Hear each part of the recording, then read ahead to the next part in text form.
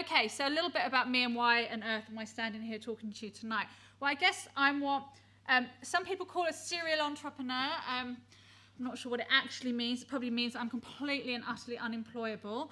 I started my career, and I think I probably developed it, as a career speciality of working with eccentric alpha males. So I started whilst I was at LSE around the corner, studying for a very boring dry economics degree, and I interviewed the then boxing super middleweight world champion Chris Eubank, who offered me a job. So in my final year, in true entrepreneurial style, I was promoting the biggest fight that ever took place in this country with Nigel Benn at Old Trafford, and being a woman, it was quite a strange place to be. Pretty much all the men thought I was a ring card girl, because at 21 I probably shouldn't have been doing, what I was doing, which was negotiating the contract. And then when Chris retired, I had probably one of the most fortuitous chance meetings in my career, which was with James Dyson, just after he'd won his lawsuit against Amway. So I was very fortunate to have spent 5 years from literally around a kitchen table in James's house in Bath with 20 engineers in the back garden working on the prototypes, when every bank, we talk about funding, so when every single bank had turned him down, when every private equity group had turned him down, when every angel group had turned him down, every VC had turned him down, and every single other manufacturer had turned him down. And those of you who will know the Dyson story know it's very similar to King of Shaves. Dyson came into the market as a little tiny minnow and had to take on the huge big brand names, because even to this day, people still talk about vacuum cleaning, that they're doing the hoovering. So if you're competing with a company whose brand name is actually a verb in the Oxford Dictionary, you've got a pretty damn hard task in front of you. Now, back in those days, we didn't have social media, but we didn't have any money either. So we had to create a company from nothing with no money to spend on above-the-line marketing. So we couldn't do TV advertising. We couldn't do magazine, print advertising. So what we had to do is find clever ways of doing word-of-mouth advertising. So really, I think that my whole love affair with social media actually started many years ago, before it was actually called social media. Because really, this is about communication. It's about how do you create a dialogue with your customers, both your actual customers and your potential customers. And all social media does is allow us to amplify those conversations. So it allows us to reach more people in a shorter space of time. So 5 years after working with James, I decided that it was really about time that I went out and I earned my stripes and did something for myself. And it also coincided with the birth of the dot-com boom in '99, and I was again very lucky to have another chance encounter, this time with very eccentric alpha male, Sir Bob Geldof, who was just launching one of the first internet travel companies. And I went on board as one of the founding directors and shareholders to essentially compete against the traditional travel market. 12 months later, in those heady dot-com days, we were bought out by a larger organisation, and I decided, okay, I've got 4 weeks to figure out what I do next. And I kind of saw what was coming around the corner. I kind of understood what the online space could allow us to do in terms of communication. And at that point in 2000, teenage girls were the fastest growing group of internet users. So I set up a site called My Kind of Place, and it was very much the predecessor to social networking sites like Bebo.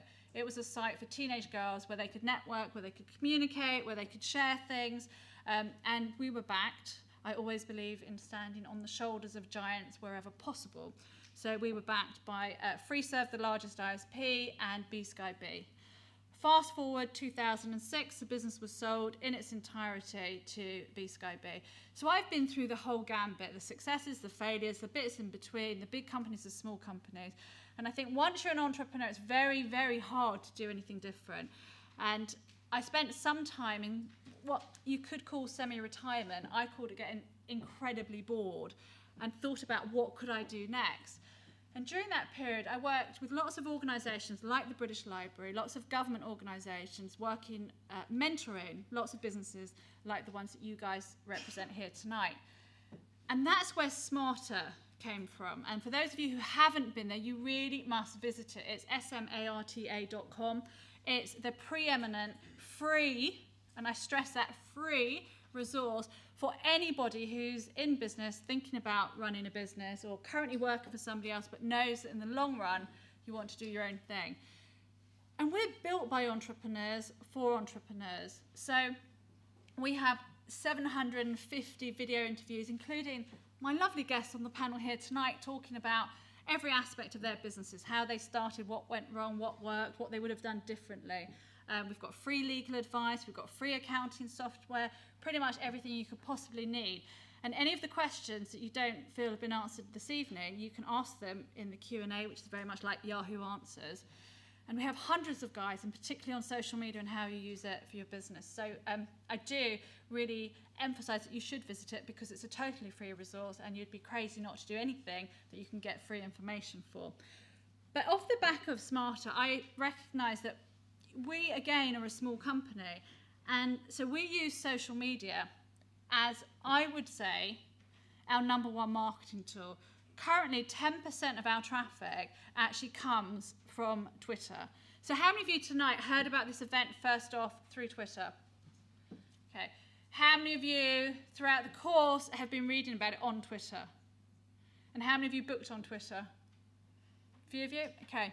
I think that what you're going to see, and it might be because I'm very Twitter biased and a complete evangelist, that actually going forward, many more things, as Will was talking about, how with Michael Jackson, with Susan Boyle, there are so many things that break first on Twitter that I think that for me and for Smarta, both for me personally, but also for Smarta as a business, Twitter has been an incredible tool for us to reach out to people like all of you and communicate and actually listen.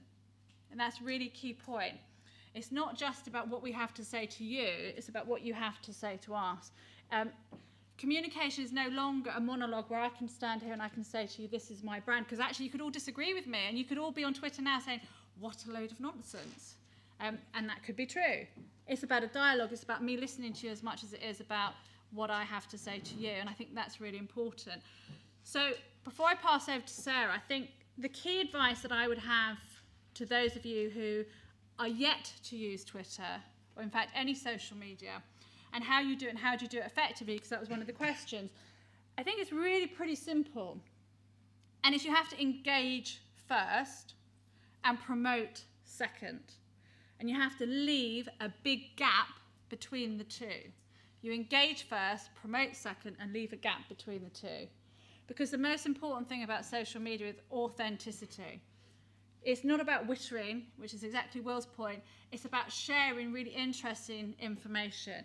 It's about showing that actually what you have to say is worthwhile people listening to. And if all you want to do is promote your business or your services or your company, that's the wrong place for you to do it. And finally, I would say, as much as us four experts on the panel here today have experience in social media, I would really ask you to all recognise that there is far more knowledge and experience that side of the stage than there is this side of the stage, because we are four people. And yes, we use social media a lot. And yes, between us, we have lots of followers. But actually, there's over probably 100 people in the audience. All of you are using some form of social media together. So what I would say is that when you get the opportunity at the end of this, don't just talk to us. By all means, talk to us. But please, do the old school form of social media and actually talk to each other. Because I'm sure what you'll find is you'll pick up so many tips of how other people are using social media and what's working for them, not just from us.